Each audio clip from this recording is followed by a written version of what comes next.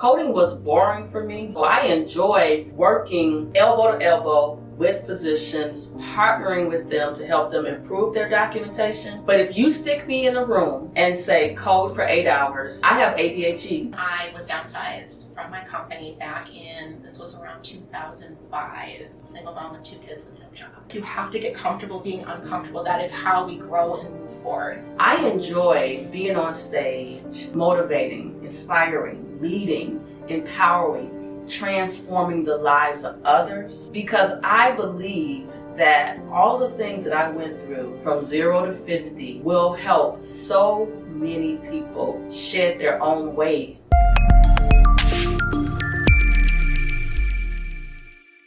So one of my strategies for the Growth Motivator Live is to ensure that I am able to reach a wide range of audiences. As a healthcare professional, I've had an opportunity to meet with professionals from all across the globe.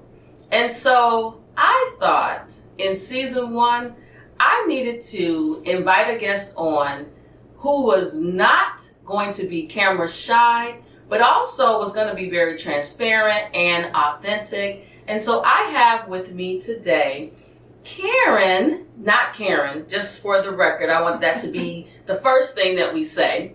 But Karen, who I met through a mutual friend, Michelle. We're both healthcare professionals. I'm a coder, but not a coder. Karen's likes to be in leadership, but I wanted to invite you on because you're very vocal on Facebook. During the pandemic, I kind of felt like I had some popcorn and was experiencing life with you. Your daughter is amazing. She's my hero. If I ever come back as a kid, I will come back as her because she is everything that I wasn't as a kid. So thank you so much for agreeing to do this. Thanks for having me. I'm excited to be here. Awesome, awesome, awesome. So this show is about growth. And for me, at a tender age of 50, I've experienced a lot of growth. There are some things that I would do differently. There are some things that I would just leave the same. So tell us about a time that you faced some significant challenges, whether it's your personal life, your professional life, and how you overcame it. So one thing that comes to mind that was probably a really significant event that led to completely change the trajectory of my life was when I was downsized from my company back in, this was around 2005. And this is the first time in my life I was unemployed. I'd been working since 15 years old, did all of the things. I always worked, had a great career. I earned my bachelor's as an adult student. And once I earned that degree, I left. I was in manufacturing at the time, and I left working in this manufacturing plant and thought I'd, venture out and see what else was out there. And I was working for a company, and then here I am for the first time with no job, single mom with 2 kids with no job. It was terrifying. I found myself at the unemployment office back then when you had to physically go and say, here I am, what do I do? And there was a woman there handing out information for a medical coding program, like train for this career through Workforce Services of Will County. So I put the pamphlet in my purse. I didn't really think anything of it. I applied for my unemployment benefits and went through all that. And I got back home and thought, well, let me see what this is all about. Because as I was thinking, here I am for the first time in my life with no job, maybe I should look at healthcare. Hospital isn't going to go out of business. Maybe this is something I should look at. So I did. Long story short, I qualified for their training program. I took the training, and it led to a completely different career path for me. I love that. What's interesting is I started in healthcare in 92. Mm-hmm. And I entered healthcare honestly because I had a baby. Yeah. And I was working at McDonald's. As a manager, I had went to Hamburger University. I thought I was going to own a McDonald's, but then real life set in, right? So formula and diapers and pediatrician visits and a copay every time they're sick. It adds up. Yes. It adds up. And so I went to school for medical assisting because I literally saw a commercial on TV. In just 6 short months, you can become a medical assistant. I was thinking, oh, that sounds like really cool, because my aunt, Lynette, who was also my godmother, I watched her go through nursing school. And so she was like, you should become a nurse. I didn't really want to become a nurse, but I said, it's real. So I signed up for this program, went through the program, and coding fell in my lap. And basically, the doctor who I was working with was like, all right, you, because that's what he called me. He was like, you, at the end of each visit, I want you to put these numbers on this form. Anything you do, anything I do, just put it all on this form. And then I was typing up HCFA back then, HCFA 1,500 claim forms. And I was like, this coding is pretty cool. And then fast forward to 97, I was, started teaching coding. And so it's always interesting to me to see how others navigate through coding. Now, having taught for 25 years, I realize most folks that go into coding, it's their second career, right? They saw a commercial, they know somebody else that does it. And for you, you had a life-changing experience that led you to coding. And would you say that you enjoyed it? What interests you about coding? In the beginning, I looked at it more as a secure industry. But once I was in the course, it really kind of aligned with my personality. I'm a little introverted, and to be able to just sit with books and charts and nobody talks to you, I'm fine with, I could go a day without human interaction. I'm fine in that kind of environment. So having that kind of just very methodical work was appealing. It's not for everybody, but for me, I was fine. Well, I'll tell you a fun fact. So I'm obviously not introverted, right? And so for me, coding was, honestly, people are going to be shocked that I say this, coding was boring for me because I don't like sitting in that one confined environment. I love to look at medical records, but what I found that I enjoy the most is educating physicians. And I think part of that is because I started off as a medical assistant in the room with the physician. So I enjoy working elbow to elbow with physicians, partnering with them to help them improve their documentation. But if you stick me in a room and say code for 8 hours, I have ADHD when it comes to that. I am going to get up from the computer and say, this is not for me. It's not, yeah. And early on, I would find myself getting bored, not with the work, but with the specialty. So once I would be assigned something and I would, work nephrology or something, it's the same procedures, it's the same kind of surgeries, and there gets to a point where now I'm bored. So then I would just keep continually trying to learn different specialties or different areas of coding to keep myself, engaged a little bit. Well, that definitely is something that you got to do if you want to stick with it. But there are some coders that they love being confined to that computer.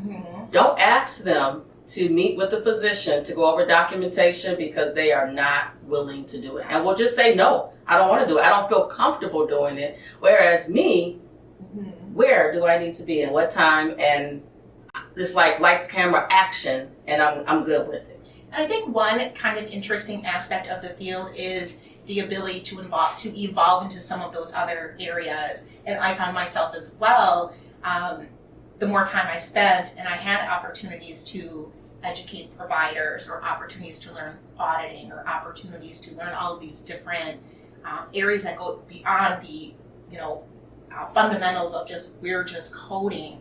That's really where I found my niche in the industry. So, speaking of, I have a new book coming out called Grow with Me. And I want to know what happened from a growth perspective professionally after you took that program. Because I know you got your master's degree. I know that you are an amazing educator who is going to educate the next generation of professionals. But what happened after you finished the program and you started working? So once I started working, my very first job that I got, I obtained it while I was still in. Like we had maybe a month left, and I started sending out resumes because I was like, I need to be working here as soon as this is done.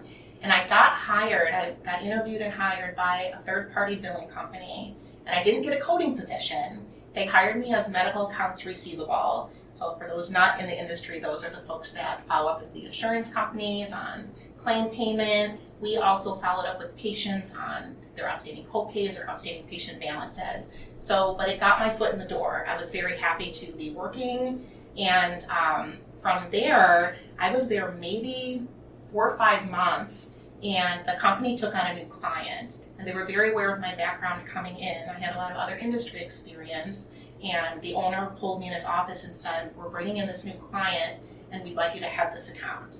And I was like, yes, give me this opportunity. So I spent 3 years there building this new client account up.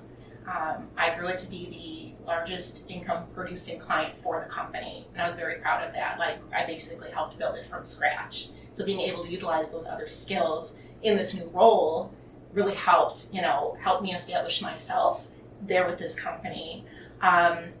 Because they were a small company, although I was working, I was not making the income that I was really desiring.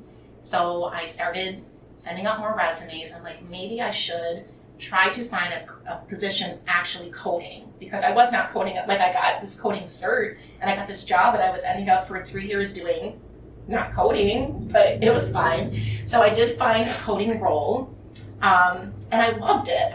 It was like kind of gave me a test of here's what I actually learned. Now I have the opportunity to do it. But similar to my experience in the first role, the role evolved. I was hired to work for a specific clinic of this medical group. And when the providers' contracts came up, they all decided they didn't want to work there anymore or whatever was going on, and they closed the clinic. I didn't lose my job though. Corporate absorbed me. So we became, and that's when I was working for our mutual friend Michelle. I fell under her team. But what we were doing, we were coding, but we were also doing education. We started doing education with the sites, a lot of process improvement behind operating procedures between all of the clinics. We had all these different regions, and we found that every clinic was kind of doing something different. So we were looking to standardize. So I spent a lot of time going clinic to clinic, learning their process. We worked to come up with a standardized procedure, and then we went back out and trained all the sites on here's what we need everyone to do. So although I got this coding cert, my roles have kind of all evolved beyond the scope of actual production coding. I love it. Yeah. So speaking about the scope of production coding, share with us a specific routine or habit that has contributed to your success. Oh, goodness. I think one habit that anybody in this industry or whatever industry you're in, you have to stay current on industry trends. I became very active in our local chapter from AAPC, where I hold my credentials. So I actually served on the board for a number of years, but just staying current on education topics, webinars, magazines, any kind of LinkedIn community, you've got to stay on top of what's happening because it's so ever changing with what we do. And if you don't know what's going on, there's errors, and you have to be able to mitigate that before they happen. I love it. So what I'm hearing, correct me if I'm wrong, but I'm hearing that you have a growth mindset as it relates to your life, as opposed to a fixed, I'm just going to stay here type of mindset. Absolutely. You have to. And it's not just in this industry, but I think you and I have very similar perspectives on that. You don't continue to grow and evolve as a person if you aren't willing to keep digging in deep and saying, what's my next goal? What's the next thing I want to do? I love it. I'm working with a coach. I believe everybody needs a coach. And a coach is different than a therapist. And my coach, Ashley Kirkwood, says you should be learning faster than you're growing. And when she first said it, it made complete sense and it hit me like a ton of bricks. So some people are like, what does that mean, learning faster than you're growing? So I read a lot of books every day.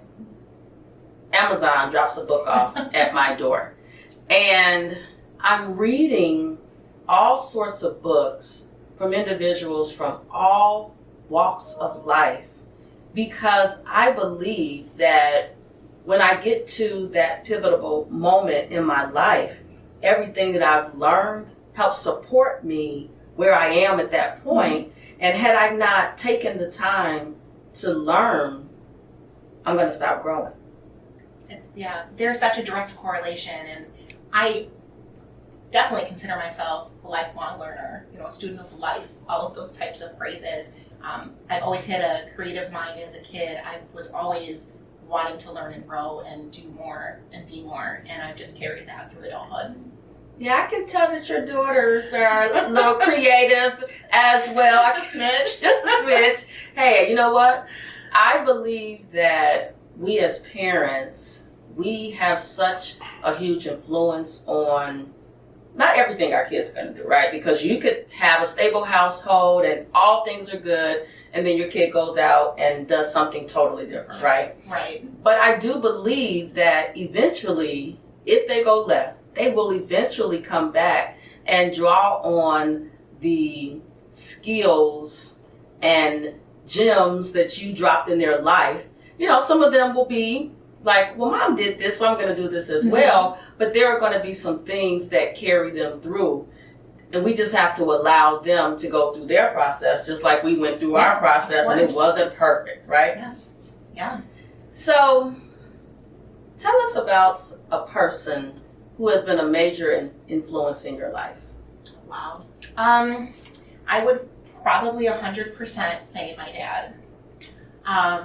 He graduated high school, he served in Vietnam, came back, and he worked in the trades for his career. He was a stationary engineer, local 399, became a chief engineer, retired, from that industry. But one thing that I learned from him growing up, although education was important, he was also a very lifelong learner. He read a lot. He was self-taught in a lot of disciplines. He's one of the most intelligent people I know. He could talk about economics and finance and all of these things that he just learned reading, taking an interest. He learned how to invest. He learned all of these different disciplines. And I just kind of always had that in the back of my mind that you can learn in the classroom, but you are also so much of your own learning. You have to take that accountability for yourself. And if you want to learn something, you want to know how to do something, get a book and read and figure it out. And our generation now, you can just find a YouTube video. The internet has so many answers out there.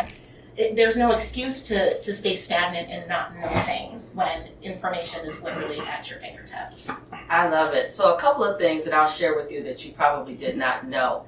So number one, my new book, Grow With Me, is going to go into the pre-sale stage on Father's Day. And one of the reasons that I chose Father's Day as the day is I think oftentimes fathers don't get the credit that they deserve, right? So mothers, right? Sure. Mother's Day, it's a $1 billion industry, right? All the restaurants are going to be sold out, flights are going to be expensive, but on Father's Day, you can pretty much move about the country with ease. And so for me, this pre-sale date symbolizes that it's Father's Day. I was my father's first daughter. My grandfather, who was 102 years old today, had a major role in my life. He always motivated me and supported me. And so growing up as a child, my father, my grandfather, my uncle, they showed me how a man is supposed to nurture, grow, and support their family. Then, marrying my husband, who came with 3 little people, I saw him as this person who would do anything for their children. And I think the world would have us think that men don't handle their responsibilities. Now, let's just be clear. There are some men. Sure, there's some, but it's not all. It's not all. Yes. All. And I also think that I was talking with one of my friends, Jennifer, who, like me, had humble beginnings. And when we started to have a conversation about her life and my life, I had some assumptions about what I thought happened in the household that didn't look like mine. Mm-hmm. And after we had a conversation about her life, it changed me, because people will label a certain race as privileged, mm-hmm. not realizing that we're all people. We all have our own paths that, we have to go through.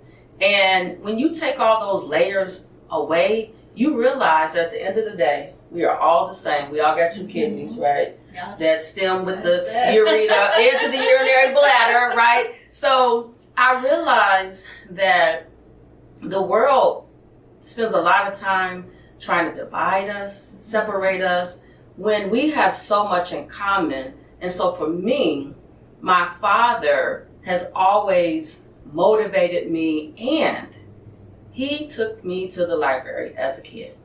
And we were required to read, which is why I love reading today. And so Father's Day for me is important because, number one, you only get one father, one grandfather, right? One of everybody. Yes. And so when they're gone, I want their memories to live forever, even after I'm no longer here. So kudos to your dad for setting that example. And something that you said that I thought was really important. People see us and they say, oh, they're educated, and so they think they're all of that. Honestly, I'm just going to speak for myself. I didn't go to school for the bachelor's degree, the master's degree, the doctorate degree, because that's something that I wanted to do. It's not something that I did so that I could be better than others. Every degree I have was intentional.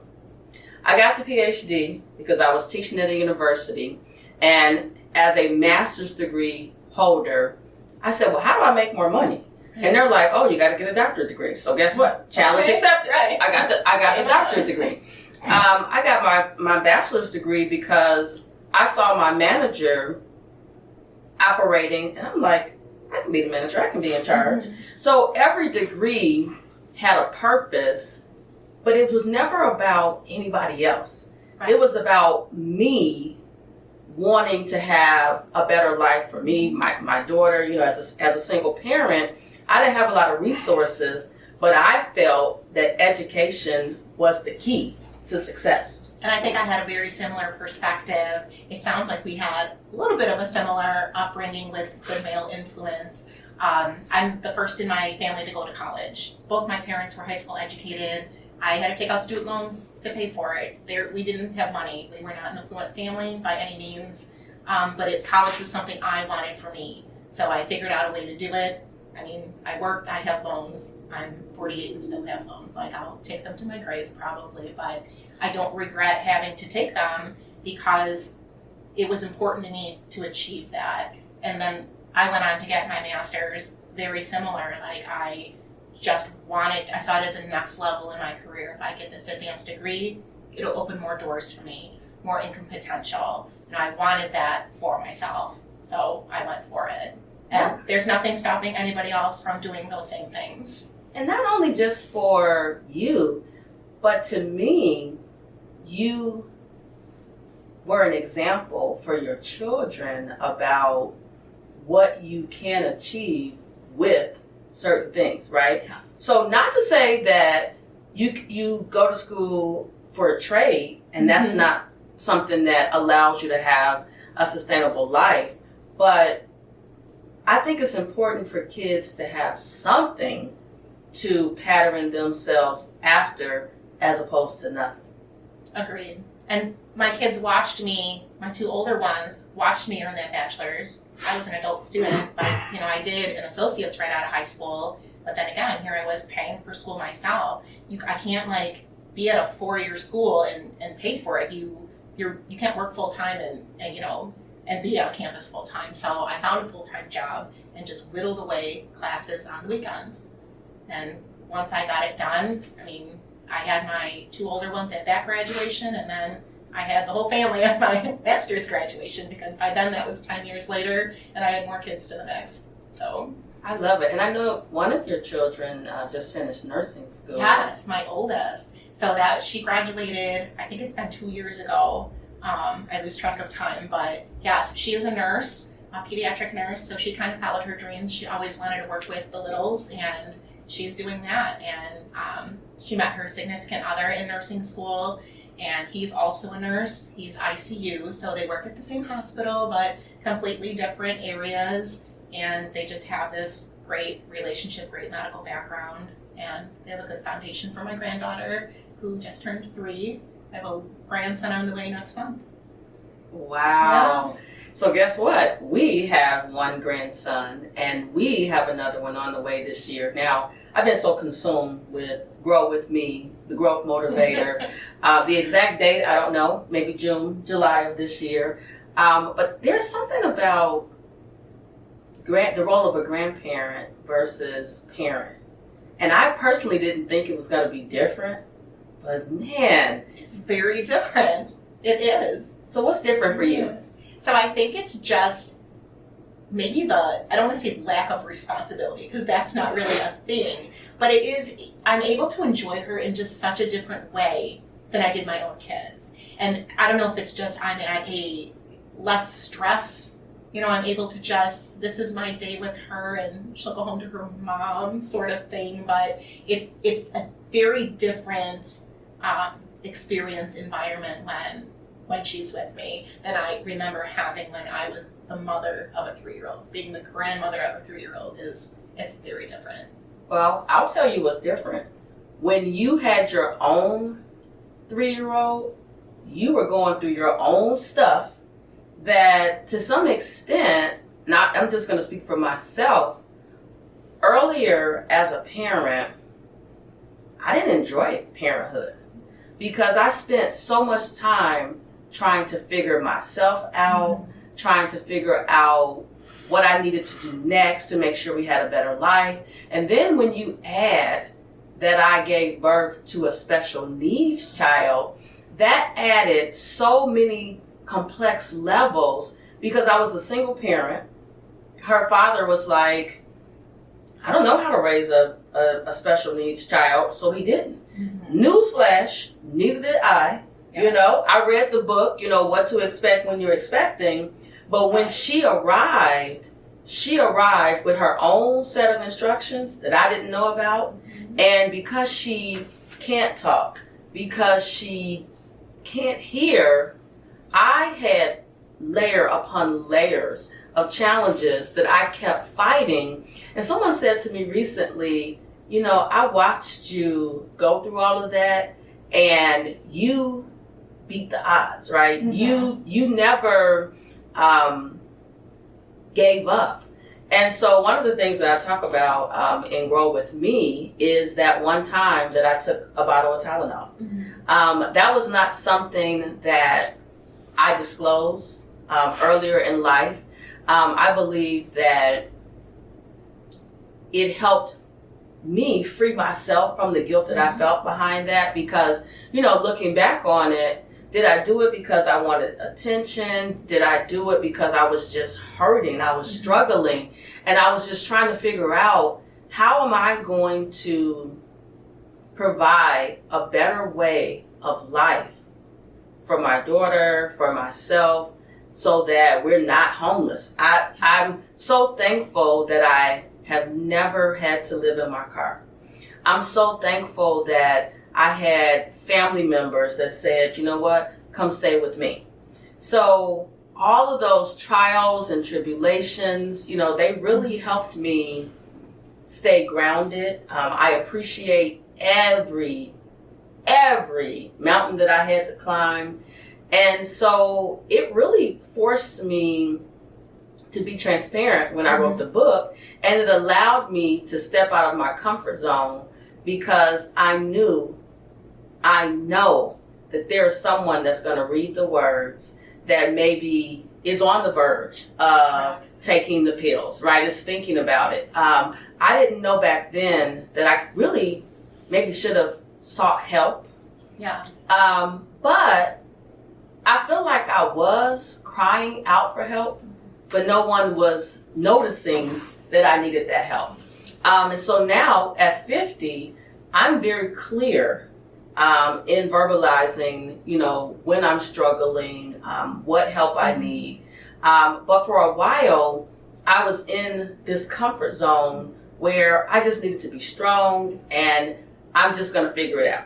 And I think for people like you and I, like being a single mother, you're forced to take on a level of independence that, like, this is just your life. You don't get, you talk about your daughter's father. Well, we didn't get to walk away. Like, we're here, we're in it. And I think people who have that kind of hyper independence struggle asking for help. It's difficult to then say, wave that white flag, like, I'm drowning over here, can somebody step in? And I'm glad to hear that you kind of have been transparent in your book about that situation, because it's important for people to see us as we're real. Everyone has struggles, and so many people are, especially in the age of social media, it's here's my perfect life. No. And you mentioned me being very vocal on Facebook. I am for that reason. I've shared a lot of personal things that aren't the perfect side. And it's in that light to say, I know there's other people struggling like I am, or there are other people facing this situation. Everyone goes through highs and lows. It's important that people realize they can ask for help, and there are resources, and people willing to step up and help. Well, listen, I can't wait for the Karen show. Karen, not Karen. Let's just be clear. Because when I watched your life play out on Facebook, first of all, I was like, I can't believe she said that. And then I can't believe she did that. But I think that it was important for you to do that because it probably helped you shed some weight that you were holding on to. Yes. And it probably kept you sane. Absolutely. I mean, because I saw you going on trips with people you didn't know. Mm-hmm. I was like, you know what? And so just so you know, you inspired me, because after I saw you on a trip with people you didn't know, Yes. I went on a girls' trip to Jamaica with women that I did not know. There was one person that actually shared a room with me that I did know. Mm-hmm. But outside of that, imagine this. 16 women don't know each other. They get on a plane and go to Jamaica, right?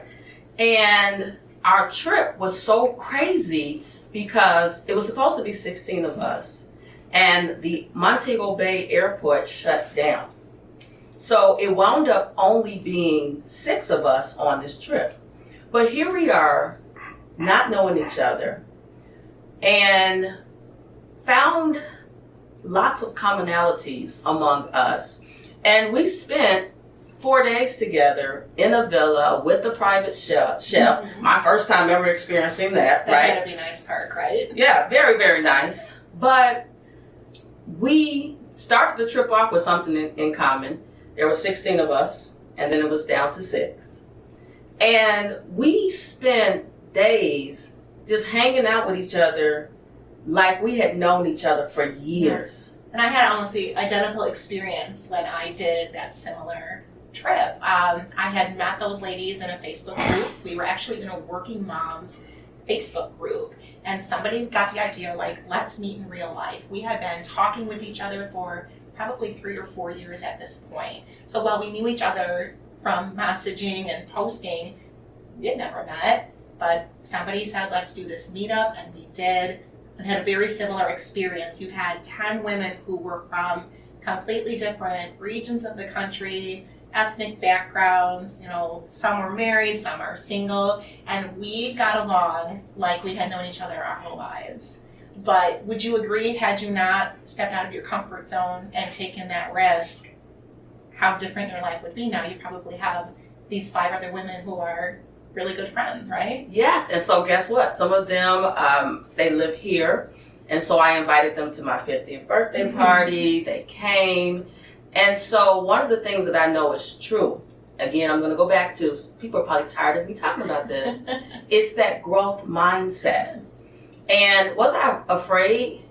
I was afraid a little bit because my friend, Dr. Nisa, that I traveled with, she had not been out of the country, so there was that extra layer with her, making sure she was okay. But honestly, I'm just going to be real. In the back of my mind, I said, if something goes down, I know how to get me a transportation back to the airport and get on the plane. But that was not something that I entered the trip thinking. I was thinking, Jamaica. It's my happiest, most happiest place in the world, right? I can go to drinks. So I could go to Jamaica, every quarter if I was able to afford it. But the trip was so easy. It was easier than a first date. Wow. Literally, because we all just gelled together, and it was just so amazing. So amazing. So amazing.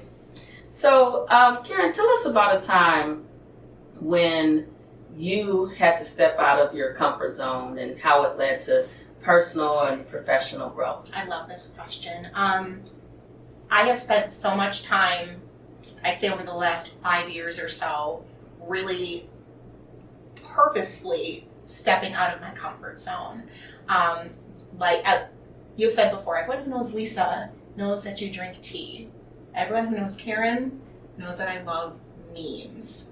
And there was a meme that I saw several years back that said something along the lines of, everything you've ever wanted lies on the other side of fear. And that really resonated with me. And so much of what was holding me back was this fear, which is really just your ego eating your mind and filling it with all of this imposter syndrome nonsense. But I was like, how can I move forward from this? Because I knew that in order to grow my career, my personal life, any of these things, I had to what I really needed to do was get comfortable being uncomfortable.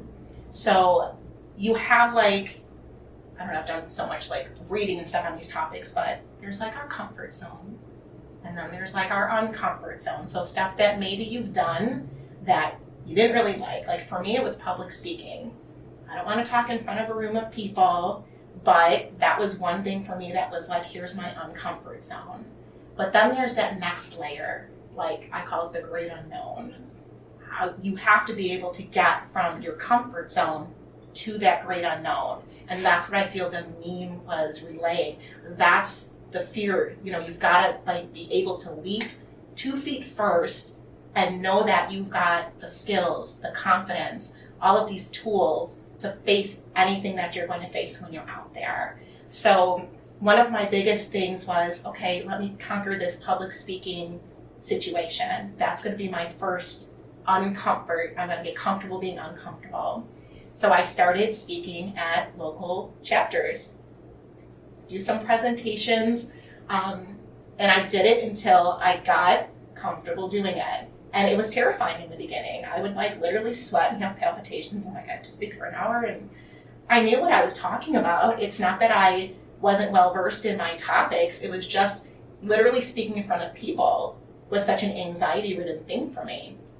Now it doesn't bother. I won't say it doesn't bother me. I can do it. I still will get a little nervous beforehand, but I've mastered the skill so much. I'm fine. Now it moved from being an uncomfort, I'd say it's a comfort. And I just took a lot of time just doing and experiencing things that were scary. 2 years ago, I ran for public office. Who would have thought introverted Karen would run for public office? But I did. I woke up one day, very Elle Woods from Legally Blonde. Do you think she woke up one day and said, I think I'll run for public office? The position was open. I had called a friend who had served on our city council previously and said, I'm thinking about running. Can you tell me about your experience? She told me a little bit about it, and I was like, I'm going to do it. And I filed all the petitions, the paperwork. I had 2 opponents. And at the end of the day, I got the highest vote count. I won the seat. And it has been, so my term ended a few weeks back, but it was such a life-changing experience that I never would have had the opportunity had I not put myself out there. I've met so many people, many of whom are now friends, that wouldn't even be in my circle, in my network, had I not jumped feet first. So I really think it's like a huge message for others, like you have to get comfortable being uncomfortable. That is how we grow and move forward. And to your point of your growth mindset, like it just ties right in with that. I love it. Well, I will tell you, I was looking on Facebook because the Karen show is on Facebook. Yes, it is. Karen, not Karen, is on It's a very Facebook. unofficial show, but Yes, and I'm like, she's running for what? right. I'm like, first of all, how do we go from me buying some Girl Scout cookies from her daughter Yes. to her running for office? Yes. So I will tell you something that I have not shared with you, but I will share it now. So you know I have the book, Grow With Me, coming Yes. out. But chapter 12 is faith over fear. And I talk about me wanting to transition out of some things, me wanting to shed some weight that was holding me hostage. In that chapter, my CPA, Crystal, I was chatting with her one day about me running my business and then teaching at all these different schools online. And I was like, I really just want to run my business. I want to take my speaking career to the next level. And she said to me, you have to execute faith over fear. And so, believe it or not, I wrote that chapter in 45 minutes on the beaches of where? Montego Bay. And I wrote it crying the entire time. My roommate, Marcy, she was like, are you recording that? This was afterwards. Are you recording that? Because she was like, it was so good. I didn't record it. I was literally speaking to Microsoft Word, and Microsoft Word was transcribing. But I shed so much weight by speaking that chapter that it gave me permission to go to the next step. And I don't think that I would have done that had I had a fixed mindset, because I allowed myself to be vulnerable with myself, right? Yes. And realized that it was selfish for me to hold myself back from the world. Unlike you, I am not introverted. Nothing's wrong with being introverted, but I'm not introverted. I enjoy being on stage, motivating, inspiring, leading, empowering, transforming the lives of others, because I believe that all the things that I went through from 0 to 50 will help so many people shed their own weight. And it's selfish of me not to give them that experience. I agree. And it's like we get to this stage in our lives, you can't always play small. You've got to get out there and let your voice be heard. And especially as women, I think we're taught from a young age, and what we experience in the workplace, we have to overcome a lot of that to build the confidence to be able to let our voice be heard. I love it. Well, is there anything else you want to share with our listening audience? I have been very strategic in my guests for this first episode. I wanted to make sure that I had a diverse audience, so women, men, different nationalities, different ages, different experiences. But is there anything that you want to share with our audience? I personally, I'm just going to be nosy. I want to know, in the next 5 years, where do you see yourself? That is a great question. I have been striving to start a business of some kind for quite a while. It was actually one of the reasons behind me earning my master's. Not that I needed that to take that step, but I thought it would give me a little more confidence, experience to be able to do that. Then I had my youngest son, and that kind of backburnered things. And the idea I had for a business back then, industry and things have changed where I don't even think that's really a thing. But I do see myself doing something to establish another stream of income. And similar to you, like letting my voice be heard. I feel like I have a lot of experience, especially around the realm of getting out of your comfort zone, that will help other people expand their careers or even just their personal lives. You have to be able to raise your vibration to bring those gifts in. And if you're constantly staying stagnant, it'll never happen. So it's part about just being confident. It's part having some goal setting and learning how to reach those milestones, but just being true to yourself and trying to achieve everything that this world has ready for you. I love it. Well, I will tell you, the entrepreneurial journey, it is a journey. And one of the things that has helped me is community. Mm-hmm. So without a community, the entrepreneurial journey is extremely lonely. A lot of people start it and stop it. A lot of people fight with their partner about being an entrepreneur, because as an entrepreneur, you are a risk taker. You definitely are. Sometimes you take money from the household and use it for the business, and it may not yield a return on investment, and you go back at it again where your partner or spouse is like, okay, when is this going to be up? Yes. My graphic designer, Travell, talks about earlier in his business how he took risks. And today, this dude, when I tell you, he is designing graphics and websites for large corporations. It paid off, and I think it paid off because he kept fighting. Mm-hmm. So perseverance yes. is a huge attribute, like I don't know what I'm trying to say, to have, especially if you're a business owner, business builder. But community is important. Definitely. And the ability to network too. You have to be able to build that community. And that's also a skill that I had to build over the years. I didn't just have it. I actually lacked it. It was something that I realized early on that I was in school, it was like, get good grades, do this. So I was very book smart, very accomplished. I lacked a lot of that communication, and I really had to work to build that over the course of my career. I am so excited for your future. I know that at 50, I'm a tad bit older than you. At 50, my life is literally just beginning. Mm-hmm. And how I know that to be true, my grandfather, who was 102, was walking around my birthday party with his walker, and I didn't even know this was happening because I was taking pictures, right? Apparently, Granddaddy was walking with his walker from table to table. I purposely had not planned on getting on the microphone, saying anything. And next thing I know, he's on the microphone telling everybody he's 102.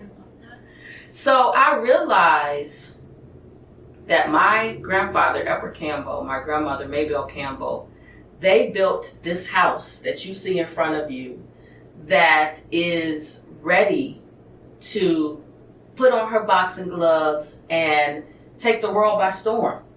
I know that by shedding my own weight, and I'm not talking about physical weight, right? Because I've struggled with weight my entire life, but that mental weight, yes, that imposter syndrome weight, that loneliness weight, that let me wait until I do this, yes, before I do that weight.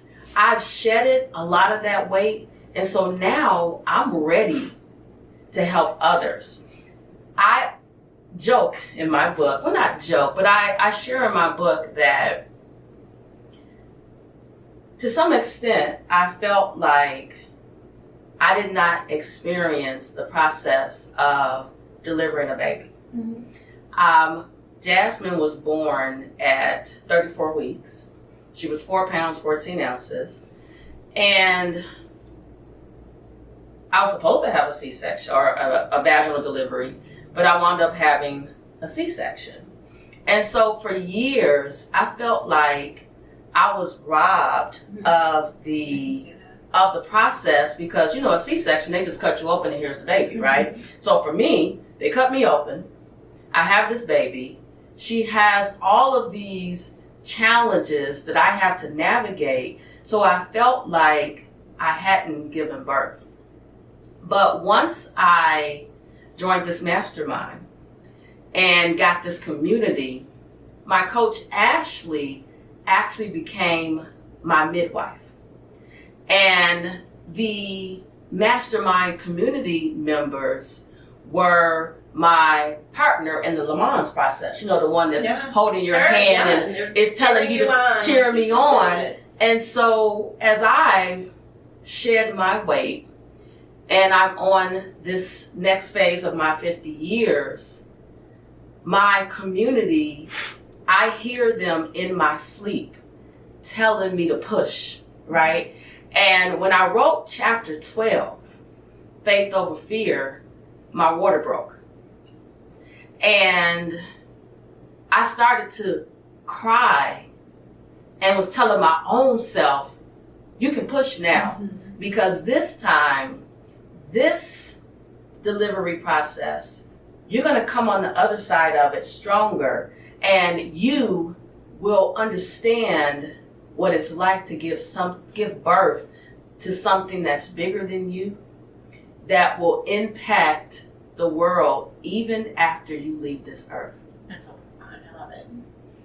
So community is really what helped me get there, and I'm so excited about your future. I'm gonna continue to watch the Karen Not Karen show online. I will say, whatever it is you do, trademark it because you want it to be yours. I know that you're not the Karen that's acting crazy. And truth be told, every nationality has somebody that acts up. Yes. It's just unfortunate that, you know, social media has... that they've just dragged my name through the mud over these years. I got you. It's okay. It's okay. I'm overcoming it. Well, and you know what? What you're going to be able to show the world is I'm not that Karen. That's right. And I'm so powerful. And if you want to be a part of this process where you're going to have a major impact on your life, you'll just have to come and join the movement. Come on for the ride. Yes. Come on. Because there's seats on the bus. Absolutely. Absolutely. Love it. Love it. Well, it has been such an honor to spend some time with you. You know, I know a lot about you from Facebook because you are very transparent, and I think that's important because it has allowed you to move about the country without a lot of weight. It has, and in that process too, I get a lot of private messages from things I post. So similar to you, I have people that will share a similar story with me or say that, thank you for saying that, like I've been struggling with this, or this really resonated with me. So when I said earlier, it's important that we're authentic because there are others who are going through the exact same things. And that's one way to still help other people. And you're giving them their voice. Yes, absolutely. Yeah. And it took a long time for me to find my own. So I feel it's one way to help others. Like, regardless of what we do, it's important to reach behind and help those people along. And that's what we're doing. I love it. Well, everyone, this has been Dr. Lisa L. Campbell, the Growth Motivator, where I help you shed the weight. And I know, for me, I have shed some weight in my time with Karen, not Karen, right. Because we're going to get you a new name. I know. I'm not renaming myself. We just need to rename the Karens in society, and I don't know what we'd call them, but... We'll be dead before that happens. We will, yes. We will. But you know what? We will continue showing up and showing the world that we're not what everybody says we are. We are who we show you we are. So thank you for being transparent and open and honest. And I just can't wait to see the next 5 years because I'm going to be your accountability partner, holding you to these goals that you want to achieve, you know, when the time is right. Because one of the things I realize, everything doesn't happen overnight. No. And so while, you know, the birth process is 9 months, our process doesn't have to be 9 months. Correct. Yeah. I love it. All right, everybody. See you soon. Thanks for having me, Lisa.